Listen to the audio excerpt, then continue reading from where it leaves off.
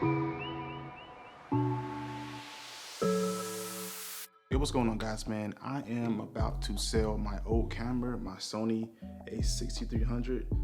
This is the camera that I used pretty much all last year when it came to my music videos, vlogs, pretty much any type of video that I use or photos. This is the camera that I use.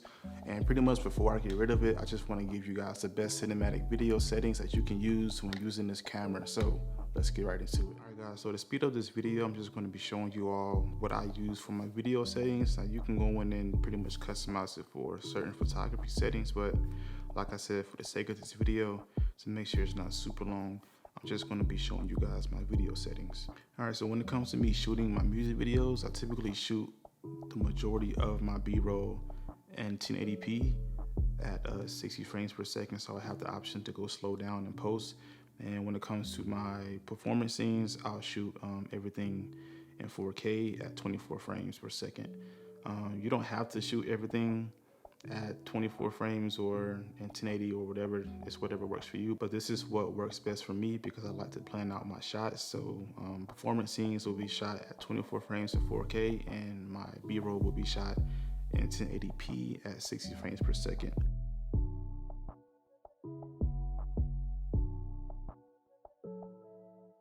So we got my HFR settings. I just have this at 24:12. And when it comes to my focus mode, I typically shoot everything with autofocus. There have been times where I've shot some videos with manual focus, but for the most part, I'll just use continuous autofocus. The autofocus on this camera is pretty good, so you don't have to worry about a lot of parts being out of focus. Focus area is wide. You can do zone, center, spot, but like I said, the autofocus is pretty good, so for the most part, I just do everything at wide. So I keep my autofocus drive speed, keep that at fast. You got the normal, slow, but I keep mine at fast. Autofocus track sense, I keep it at normal. My exposure step is at 0.3. My ISO, now if you guys can see, it's kind of grayed out right here. That means I can't go below that. That's because I'm shooting in the picture profile S-Log2, and S-Log2 doesn't allow you to go below 800 ISO. So if you find yourself in a position where you're shooting outside in bright areas, make sure you invest in some ND filters or variable ND filters. Yes, so the higher your ISO, obviously the brighter your image is going to be, and the lower your ISO, the darker your image is going to be. So this is where I have my medium mode. I always keep this at multi. You can do center or spot, but I keep this at multi. And when it comes to my white balance, I used to always shoot everything in auto white balance, but I would notice that a lot of my colors will often change within my image. So I started to really dive in and pick what I wanted my image to look like. Now you can go in and change it to like a custom one. It just depends on how you want your image to look when it comes to the color. I recommend you guys not using auto white balance. I mean, if you're like vlogging or something like that, that's cool. But if you're like on set for a music video or doing some type of professional work, I highly recommend trying to figure out anything besides auto white balance for your image. I don't use any picture effects, but I will use a picture profile. This is what I was talking about earlier. I shoot everything for like my music videos, all that stuff is in S-Log2. If you guys can see right here, if you go down to picture profile, hit the scroll button right here. So the only thing I changed is this right here. I put it in S-Log2. You have other different types of picture profiles like Cine 1, Cine 2, 3. But I find it best for my work that I like the S-Log2 profile the best, so I put it at that. Black levels at 0.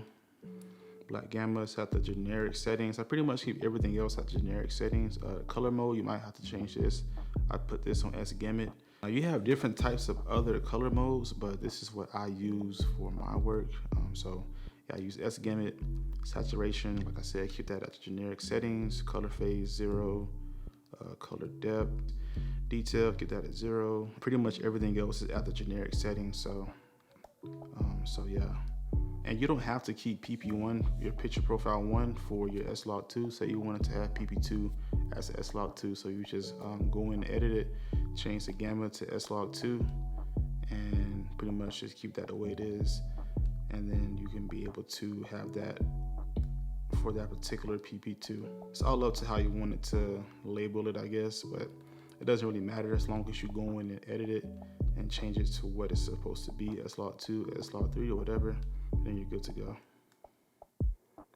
For my movie high frame rate, keep that at manual exposure, steady shot, color space, sRGB. For my zebras, I always have mine at 90, and pretty much what zebras are, you guys may not be able to see, but you see right here where it's kind of like black and white lines, hence the name zebra.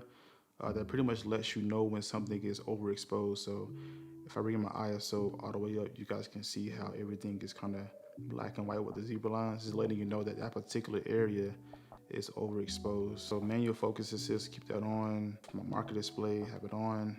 My marker settings, now with the aspect, I don't know why my camera does this. It really should be 1.85, and that pretty much makes it with the bars, but 1.85 should be about right here. But for some reason, it does some weird stuff, and I have to change it to 235, which gives you those aspect lines right here to make it easier for when you're trying to frame up your image.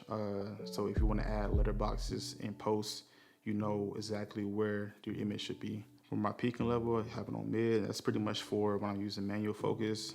The color, I use red. That's subjective. You can do yellow or white, but I think red sticks out the most to me. This is a really big part to me. So if you're having trouble exposing your image, what you can do is use a gamma display assist. And pretty much what this does is turns your flat S-Log2 image and pretty much gives that contrast and that color back. It just helps you out when it comes to exposing your image, because it's kind of hard if you don't know what you're doing to expose your image with S-Log2, because everything is kind of flat. So yeah, it just makes it a lot easier when it comes to exposing your image. And using the gamma assist, it doesn't just apply to what you're looking at now, it also applies to your playback as well. So if you look at what I shot earlier today, this is just showing everything with like the regular S-Log2. It's kind of bright right now because the exposure on my camera really isn't for this screen, but if I go back into my gamma display assist, go back in and add that onto your image, and then it'll show that within your playback as well. So it makes it easier to see that your image was properly exposed. And it's kind of hard to see right now because everything's bright, because this camera really isn't showing a good representation of the screen, but you should be able to see that your image has more contrast within it and the colors are brought back in within the image. So that's just a pro tip when it comes to your exposure, your playback, and using the gamma assist within your camera. So one other thing to note, when I do like my vlogs and stuff, I don't use S-Log2. It kind of just makes the color grading process a lot harder in post. So what I'll do is I'll take off the S-Log2 picture profile and everything. It's kind of bright right now, so you can just go and adjust exposure. Now you can go back in and put anything below 800 for the ISO because you're not using that picture profile. I use a neutral profile. If you go here, right here, FN, you guys can see I use a creative style neutral. If you want to see what exact settings I use my contrast at -3, my saturation's at -3, and my sharpness is at -2. Now this is what I use for my vlogs, because I think using S-Log2 for a vlog is kind of a little too much, and I kind of want quick turnarounds on my vlogs. So using the neutral profile makes it a lot easier on myself when it comes to post with my color correction and color grade. Makes it a lot faster. So I mean, if you want to, you can use S-Log2 or S-Log3 for your vlogs or whatever. But yeah, for my vlogs, I use neutral, and then for my music videos or professional work, I'll use S-Log2. All right, guys, so that's going to wrap this video up. Like I said earlier, I am going to be selling my Sony a6300 probably at the end of the month. So just be on the lookout for a few videos in regards to like how to color grade S-Log2, photo settings, video settings, pretty much like what I use to make this camera work for me. I want to be sure to get those tips and tricks out to you guys. But yeah, man, if you guys enjoyed this video or found it to be informational to you, hit that like button. If you're new here, consider subscribing, and I will see you guys in my next video. Peace out, guys.